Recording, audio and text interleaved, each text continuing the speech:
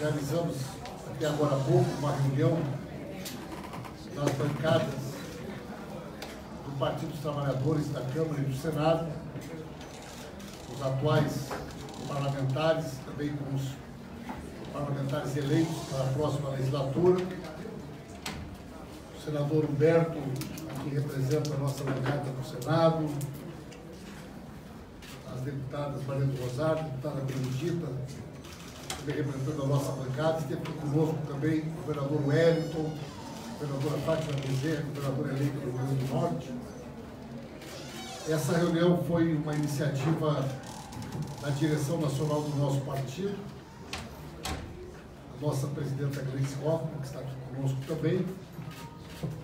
Foi a primeira oportunidade que nós tivemos, as bancadas, após a eleição, de ter um contato com o nosso candidato, nosso companheiro Fernando Haddad.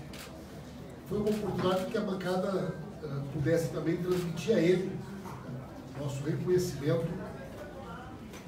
pela grande votação, mas especialmente pela liderança, pela maneira como ele coordenou todo esse processo, que do nosso ponto de vista ele saiu dessa eleição como uma das grandes lideranças políticas do nosso país, uma das grandes lideranças políticas da centro-esquerda, da luta pela democracia no mundo. Foi uma oportunidade também das bancadas reafirmarem a ele a nossa total disposição de trabalharmos de maneira absolutamente articulada e conjunta, no sentido da formação de uma ampla frente de defesa da democracia do nosso país. Queremos agradecer a ele por ter atendido o nosso convite, também por ter disponibilizado essa oportunidade de contato com a imprensa, onde ele fará um pronunciamento e depois nós vamos abrir aqui para algumas perguntas, já que nós temos muita gente aqui que está presente. Importante que você diga que aqui na nossa coletiva não tem censura, né? A gente não escolhe quem pode entrar e quem não pode entrar. Aqui está aberta a porta para todo mundo. Fique imaginando se fosse um governo nosso, chamasse uma coletiva como o Bolsonaro tem feito e proibisse de entrar. A Folha de São Paulo, o Estadão, o Globo, se isso aí não teria já virado editorial, inclusive, desses jornais. Porque a grande maioria está caladinho, assistindo a censura sem qualquer tipo de reação. Vamos passar, presidente, a senhora quer falar? Não. Passar direto para o Haddad aqui a palavra para a gente poder abrir a nossa conversa. Bom, boa tarde a todos vocês. Nós fizemos aqui uma reunião de algumas poucas horas, fizemos um balanço rápido do resultado eleitoral, que nós consideramos bastante positivo para a centro-esquerda brasileira.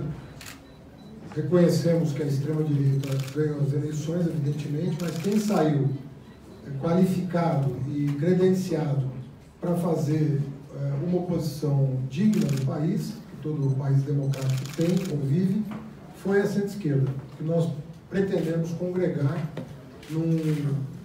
numa ampla frente contra qualquer tipo de retrocesso no campo dos direitos. Tá? Nós entendemos que há duas considerações a serem feitas sobre isso. A primeira é em relação aos direitos sociais. Nós entendemos que a pauta dos direitos sociais vai definir um determinado recorte de alianças partidárias em torno desse tema. Não vai congregar, talvez, um amplo espectro que possa somar forças com a centro-direita brasileira, né, que muitas vezes se alinha à agenda neoliberal. Então, nós, nesse quesito, vamos estar junto daqueles que defendem, por exemplo, o Sistema Único de Saúde, o SUS, o não contingenciamento de verbas voltadas para o direito da população, do cidadão em geral, tanto do ponto de vista assistencial quanto do ponto de vista dos serviços públicos, né? E entendemos que há uma outra agenda, que nós estamos chamando de agenda de direitos civis, que essa sim pode ser mais ampla e pode congregar setores do Congresso Nacional, inclusive da centro-direita, comprometidos com o não retrocesso. Né? E aí entram temas caros a nós também, por exemplo, o tema da defesa da escola laica, né? A escola laica, a escola pública laica, né, pode e deve contar com o apoio de setores liberais que, portanto, se situam no espectro ideológico mais na centro-direita, mas que não concordam com a agenda de extrema-direita, que querem calar os professores e torná-los inimigos públicos número 1 do país. Então, a defesa do magistério, a defesa da escola pública laica, é uma agenda que transcende o campo da centro-esquerda. Então, nós vamos atuar, portanto, sobre esse grande guarda-chuva, que é a pauta dos direitos, em geral. Entendendo que haverá duas trincheiras. Uma mais restrita, que é a defesa dos direitos sociais, que deve congregar alguns parlamentares de centro, de vários partidos, e todos os partidos de centro-esquerda, como o PSOL, PT, PCdoB, PDT e PSB. Né? Mas também parlamentares de centro que são sensíveis à agenda dos direitos sociais. E essa agenda, essa segunda agenda, não menos importante, que transcende o debate sobre direitos sociais e remonta às conquistas da modernidade e que tem a ver com os direitos civis. Né? Eu citei o exemplo da escola pública laica, que está sob ameaça e que vai ter, da nossa parte, uma defesa incondicional. A defesa do magistério brasileiro, a defesa da escola pública laica no Brasil.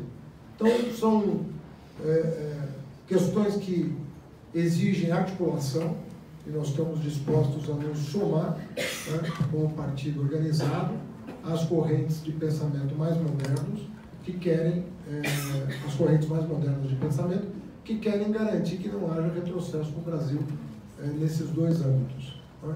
Também faremos uma agenda internacional, né? Começo a semana que vem a viajar o mundo em busca de parcerias, né?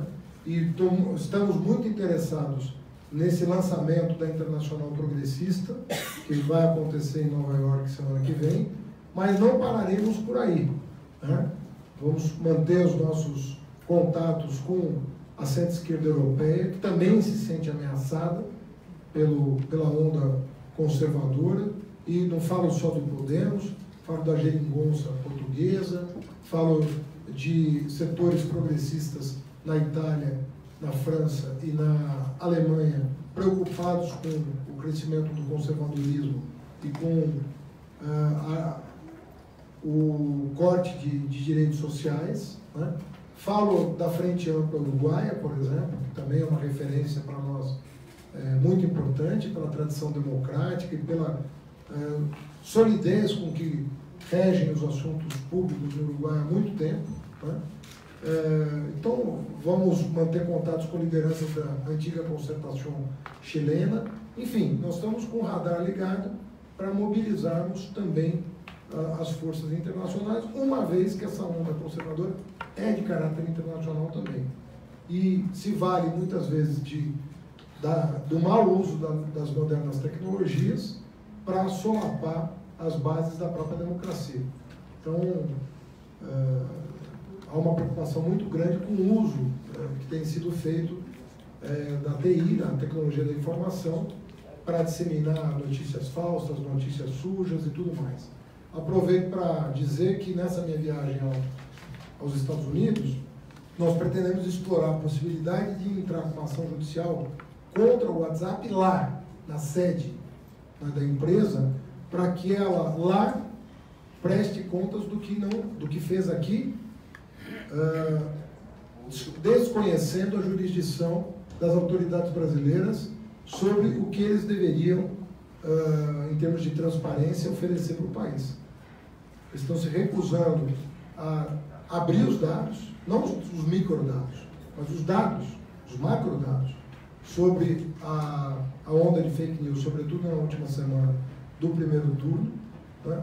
E nós vamos estudar a possibilidade de uma ação judicial em solo americano, para que eles efetivamente possam dizer a que se prestaram nas eleições brasileiras. com o intuito de que isso não se repita, não, nem aqui, nem em nenhum outro lugar do mundo.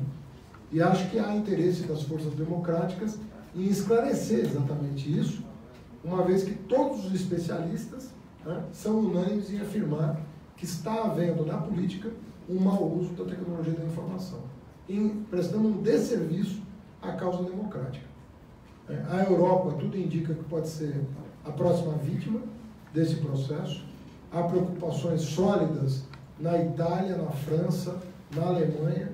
O Brexit já foi uma consequência desse mau uso da tecnologia da informação, e os democratas do mundo têm que se unir em torno de uma agenda que coloque um freio ao mau uso disseminado das redes sociais.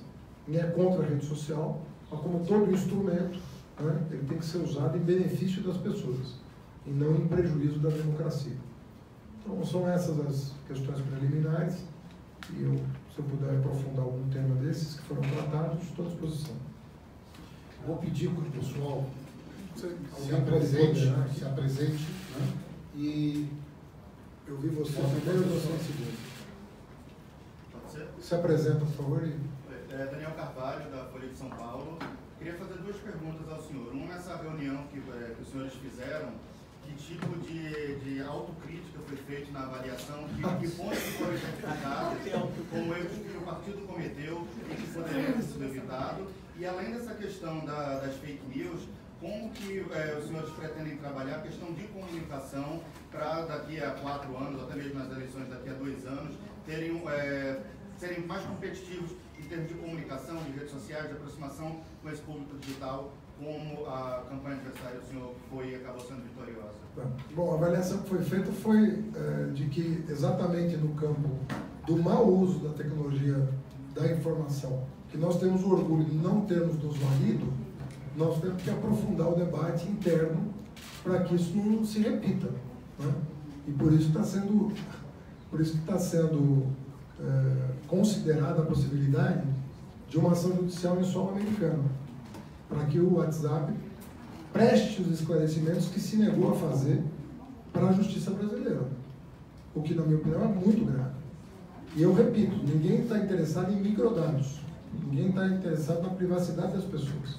Nós estamos interessados nos macrodados. Quem contratou, quantas mensagens foram disseminadas, com que intuito de caluniar quem, para que isso em 2020 não se repita no Brasil, não se repita nos Estados Unidos, e em 2019 não se passe na Europa.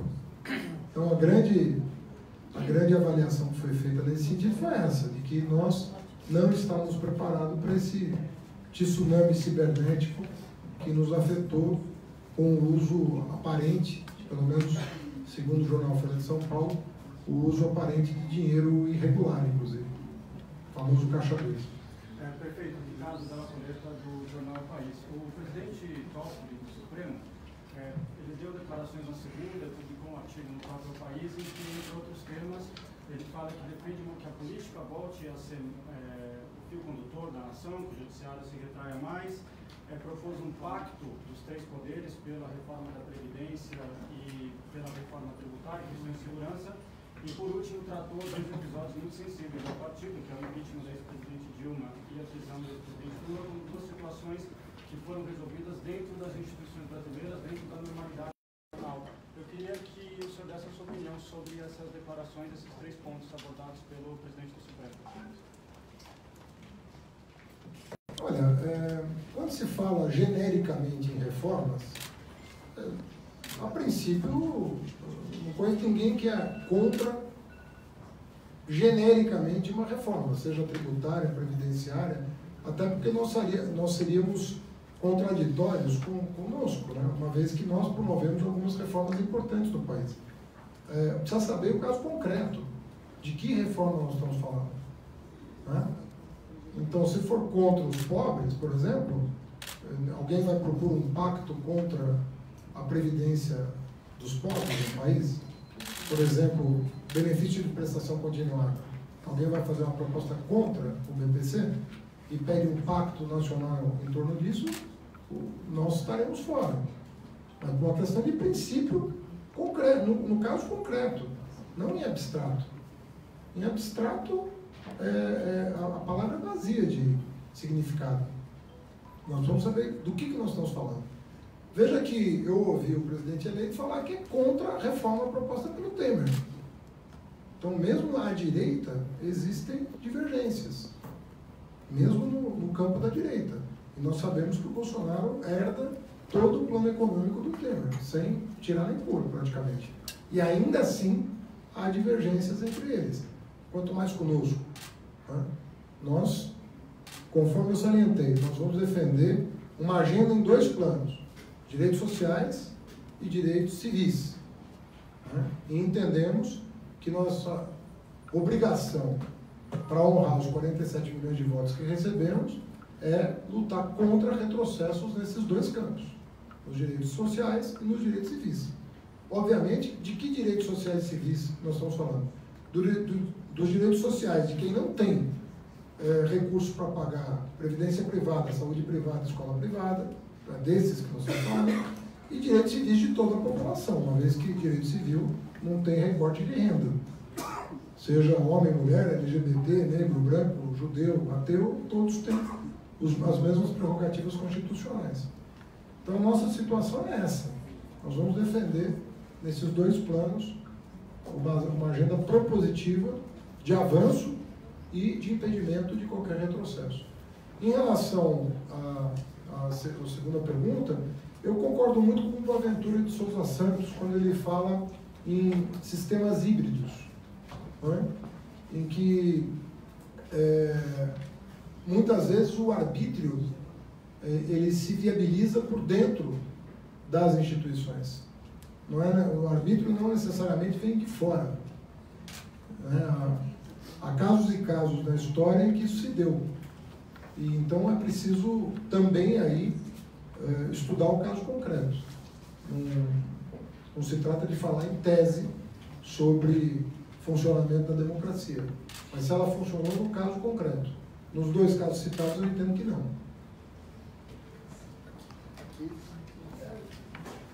Professor Haddad, presidente, sobre a Internacional Progressista, a perspectiva de atuação coletiva dessas forças do plano internacional, o que concretamente se pode imaginar que vai ocorrer a partir dessa articulação? Podia se apresentar para nós? Desculpem, eu sou Cíntia Campos, do PT no Senado. Sim. Olha, eu penso que está muito alinhada com o que eu acabo de dizer sobre a nossa atuação no Brasil, como ela vai se pautar, né? Que é uma pauta de defesa dos direitos das pessoas, direitos civis e sociais, os 2, não só um. Né? Para nós, essas 2 coisas, os direitos sociais dão conteúdo concreto à democracia, os direitos civis são a essência da democracia, portanto, nós não vamos fugir dessa pauta. E eu entendo que essa Internacional Progressista considera que o que ocorre no mundo é resultado da crise do neoliberalismo. E nós não temos, na própria definição do Varoufakis, que no convite que me fez por escrito, ele dizia que nós temos que sair de uma falsa polaridade entre o neoliberalismo de um lado, que foi o responsável pela crise de 2008, com as consequências, e o nacionalismo tosco, que se sobrepôs a esse neoliberalismo desalmado. Então, não é possível que a gente tenha que optar só entre uma coisa e outra. E, nesse sentido, o Bernie Sanders é uma figura paradigmática, porque ele nem era a Hillary, entre os democratas, e muito menos o Trump, né? Contra quem ele gostaria de ter concorrido nas eleições presidenciais americanas. Então, é essa falsa oposição que, na verdade, não traz nenhum benefício para a massa da população. Sou eu, né? Não, ela, essa moça aqui mesmo, o marido, e depois a Tereza. Elisandra Barbosa, presidencial. 2 perguntas, professora. A questão da ação contra o WhatsApp, você disse, nós vamos analisar. Eu quero saber o que falta para decidir. Então, você vai decidir só lá. E a outra questão é, o PT, quando era oposição antes ainda do governo Lula, ele era uma oposição muito dura. Era muito raro o PT votar alguma coisa, mesmo que tivesse alguma concordância, porque era oposição. A oposição que o PT vai fazer agora é essa, ou o PT pode, em alguns casos, votar a favor do governo em questões que acha que são interessantes e possíveis? Olha, Elisandro, não é verdade que o PT votou tudo contra quando era oposição, né? E isso aí cabe aos líderes internamente analisar caso a caso, né? Ninguém vai votar contra uma medida que beneficie a população que se sentiu representada pela plataforma que nós defendemos, né? E pode ser que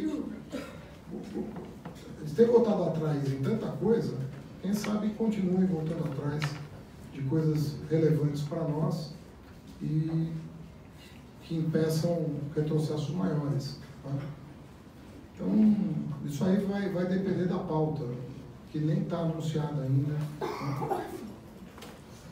E a questão o que falta para você? Falta um advogado dizer que a gente tem legitimidade de parte nos Estados Unidos. Eu preciso saber se nós precisamos nos associar a alguém lá, se alguém precisa patrocinar a ação lá, ou se o próprio PT pode ingressar com a ação. Eu não tenho domínio da legislação americana para saber se essa ação é possível a partir só da nossa iniciativa ou se é preciso uma articulação jurídica maior para cumprir os pressupostos da legislação americana. Isso vai ser visto como se for Eu vou perguntar quem pode nos orientar nisso, né?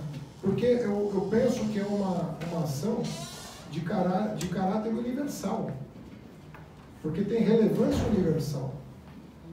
Se nós conseguirmos esclarecer o que se passou no Brasil, né, e que não pôde ser investigado aqui, eu acho que isso pode ajudar o mundo a reencontrar o passo, né, de uma democracia estável que não esteja sujeita aos solavancos promovidos por ações orquestradas na rede social e patrocinadas por dinheiro que ninguém sabe a origem.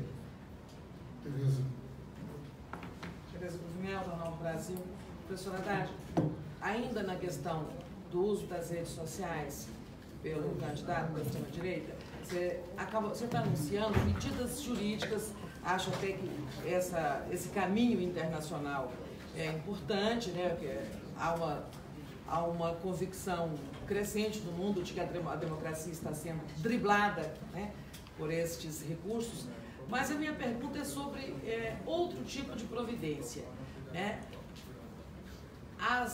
O que o PT vai fazer para neutralizar, né, os elementos, as histórias que foram contadas via WhatsApp com a população e que geraram, né, catalisaram o antipetismo da reta final do primeiro turno, que foi importante para o resultado final. Por exemplo, o kit gay, as pessoas continuam acreditando em kit gay e muitas outras lendas que foram contadas via WhatsApp. O PT vai esperar uma próxima eleição para retomar essas questões? Ou o que o PT vai fazer no seu contato com a população para contar as coisas como elas são? Não, a pergunta é ótima, porque esse foi um objeto de discussão entre nós. Há uma reaproximação forte do PT com setores que tradicionalmente, não que não estejam conosco há muito tempo, mas não estão com tanta proximidade quanto outros setores historicamente considerados.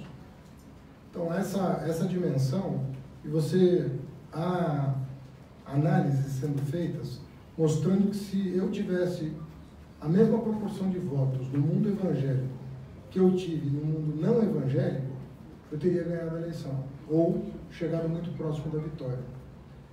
Isso significa que é um trabalho a ser feito. Porque se é verdade que a mentira foi disseminada, é verdade também que as pessoas, de alguma maneira, estavam predispostas a acreditar naquilo. E se estavam predispostas, é porque, de alguma maneira, nós não estamos próximos alertando dessa possibilidade. E foram muitas mentiras, não foram poucas. Kit gay é a maior delas. As pessoas continuam acreditando, né? E como é que vai ser feito isso? Então, mesmo com a Justiça Eleitoral condenando o presidente eleito a não veicular na televisão e nas rádios essa informação, que foi considerada falsa. Os sites todos de notícia atestaram a falsidade da informação. Mas quando você recebe no seu celular, como é que você confronta isso? Você recebe no teu celular a informação. E não é uma informação por escrito. Vem com imagem, vem com uma montagem. Uma coisa não chega a ser sofisticada, mas é uma coisa bem feita. Convincente. É convincente. Então nós temos que estar mais perto das pessoas para alertá-las, né, sobre esse tipo de coisa. Mais uma pergunta? O professor liberou mais uma pergunta. É a tua. Luciana Lima, eu sou de Jornal Metrópolis. Eu vi que houve aqui uma seleção, né, de ações no campo da oposição, e focando a questão dos direitos sociais, dos direitos civis e também a atuação internacional, que é um ponto fraco que a gente já viu aí o governo eleito patinando nessa história.